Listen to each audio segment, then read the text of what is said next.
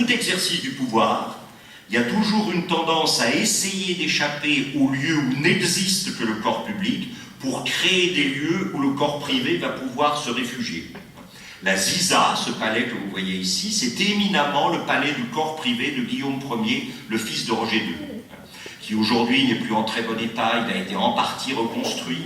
C'est généralement allié avec énormément de végétation, de l'eau, des fontaines, et ça permet d'échapper au grand rituel protocolaire du palais de ville, du palais des Normands. C'est dans la Combe d'Or, en s'en allant vers le nord, ou un petit peu vers l'est, ou un petit peu vers l'ouest de la Combe d'Or, c'est-à-dire cet arc de montagne, ce demi-cercle de montagne qui entoure Palerme et sa baie. Vous retrouvez effectivement ici, que vous le vouliez ou non, une décoration de Mucarna.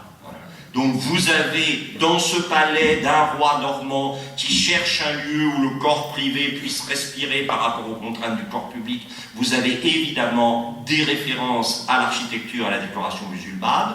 Vous sentez bien que le passage du bassin ici et de l'eau qui passe sous la maison et qui réapparaît dans le salon d'été sous la forme d'une succession de petites chutes d'eau et de bassins successifs vous renvoie directement à quelque chose qui viendra beaucoup plus tard, qui sont les palais nasrides de l'Alhambra à Grenade. On est véritablement dans une architecture du rapport entre pierre et eau qui est totalement musulman, et vous avez par là-dessus, évidemment, de la mosaïque byzantine. Donc vous voyez que vous avez là un roi chrétien, normand, qui utilise une décoration, un mobilier qui est totalement musulman, et une décoration sur les murs qui est totalement byzantine. On retrouve ici les pans affrontés et le thème de la chasse, qui était déjà dans la salle du roi Roger au palais normand. Et là, vous avez quelque chose qui est très émouvant, qui conserve précieusement à la Ziza, qui est quelque chose qui date de 1148-49, qui est l'épitaphe de la mère d'un prêtre catholique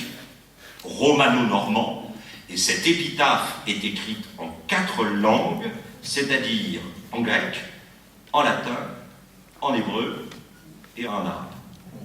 Donc on a la trace en 1148-49 d'un document qui n'a rien à voir avec le pouvoir, c'est un prêtre, il veut rendre hommage à sa mère et dire combien elle a été une mère étonnante et merveilleuse, et il fait sculpter d'une certaine manière cette pierre tombale, décorer cette pierre tombale, décor complètement, effectivement, byzantin.